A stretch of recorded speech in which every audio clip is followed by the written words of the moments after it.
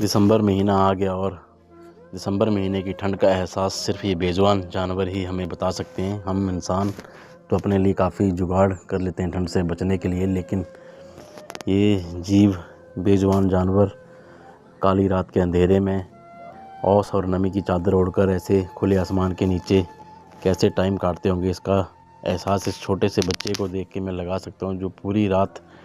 ठंड में ठिठुर चुका है अभी। और जैसे ही दिन की चहल पहल शुरू हुई तो इसको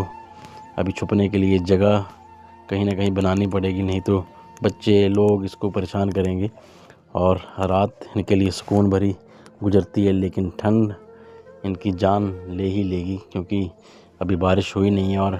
ठंड काफ़ी हो चुकी है हिमाचल में। तो